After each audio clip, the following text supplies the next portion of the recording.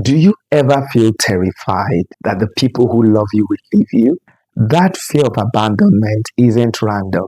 It's childhood trauma showing up in your adult relationships. Today, I'll show you the signs, the causes, and most importantly, how to heal abandonment wounds through faith and practical steps. Stay with me because the cycle ends with you.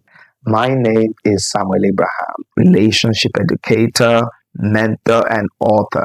Today, I want to show you that fear of abandonment doesn't have to define your relationships. This teaching is one chapter from my upcoming book, Why You Love the Way You Do, where I help you break unfavorable relationship patterns you inherited from your parents. Let's begin.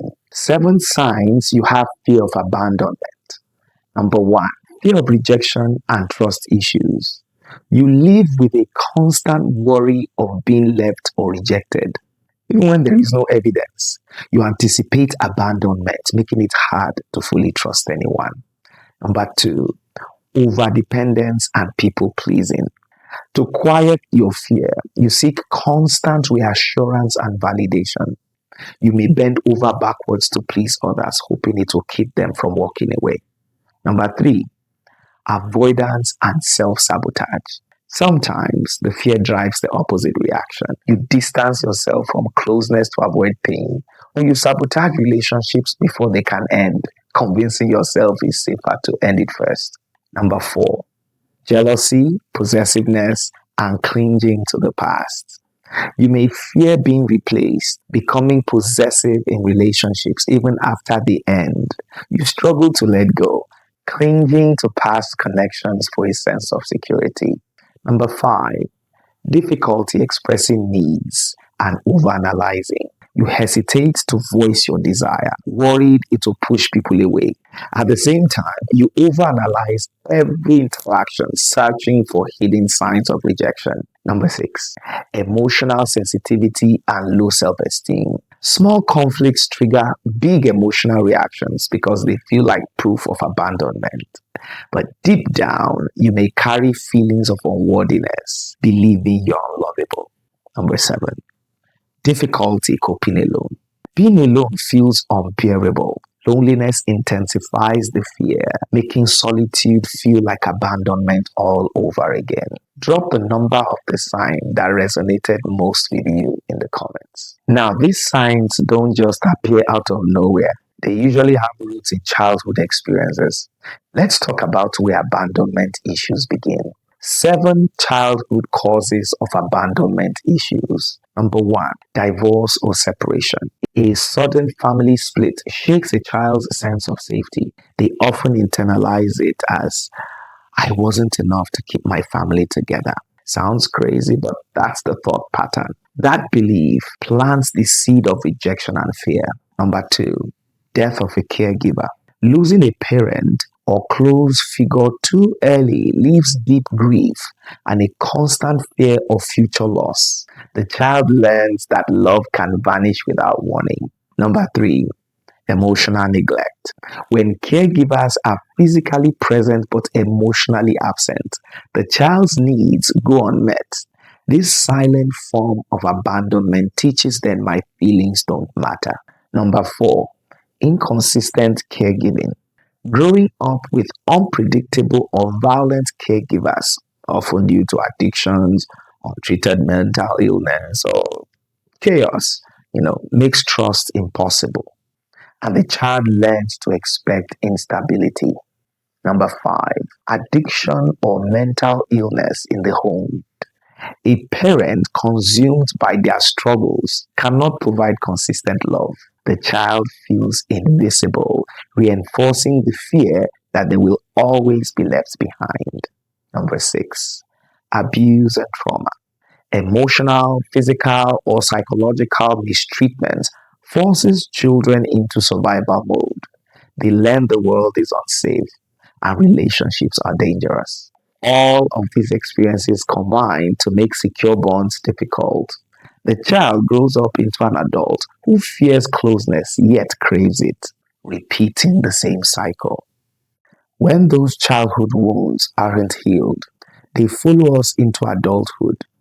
Here's how abandonment fear shows up in our relationships.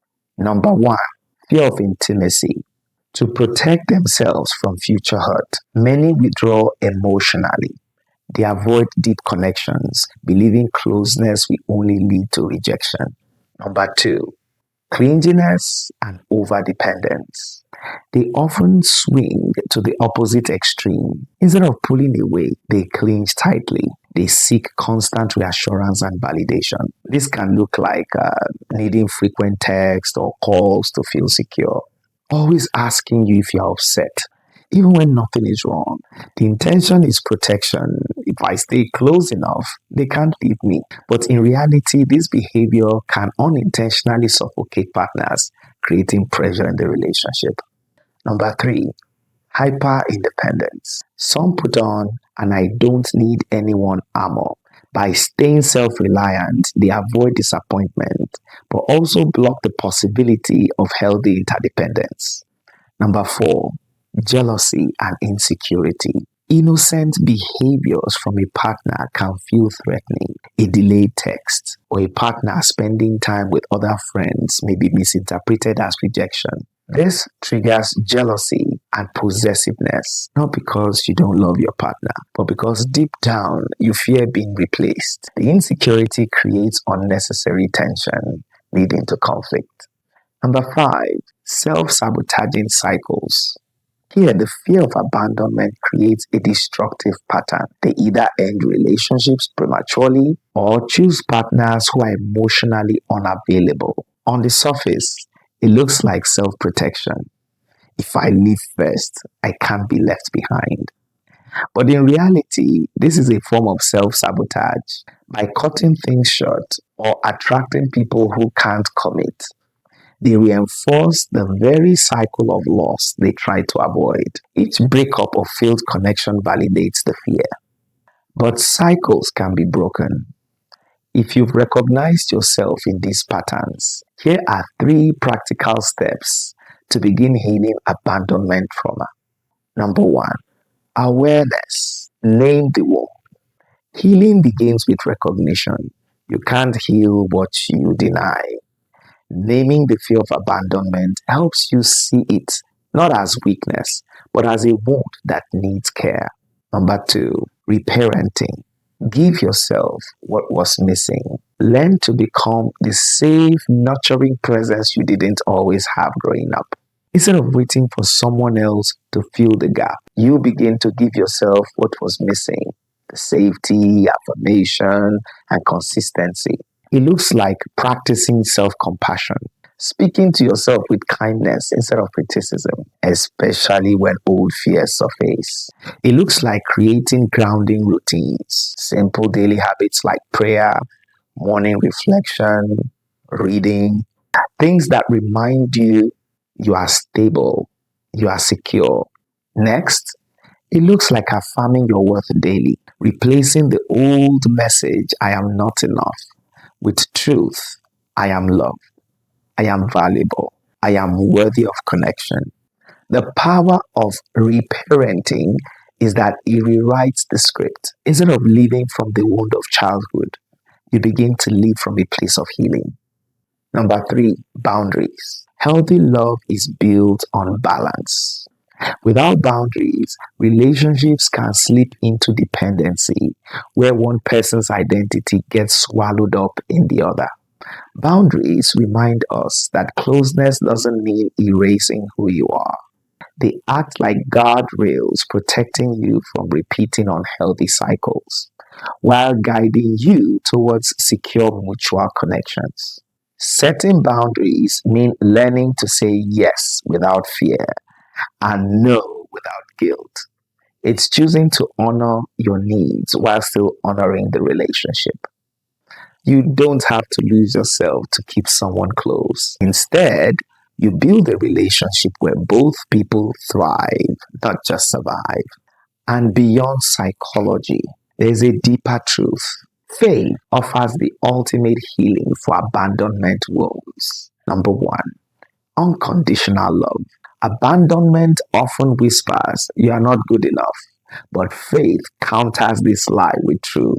You are chosen, uniquely created, wonderfully made, and loved regardless of performance. Number two, God's steadfast presence. Human relationships can fail, but God's promises never fail. It says in Hebrews 13:5, for he himself had said, I will never leave you nor forsake you. Matthew 28:20, I am with you always. Leaning on these divine words dismantles the fear and anxiety of impending loss. Number three, reframed identity. When parents or loved ones abandon us, it distorts our self image. Faith shifts our foundation from what others did to you to how highly valued you are by Him. Number four, forgiveness. Healing requires releasing anger and grief. Faith empowers you to forgive those who hurt you, freeing you from the burdens and the shackles you were never meant to carry. Number five, relational safety. As you internalize God's perfect love, you learn to feel safe in your emotions.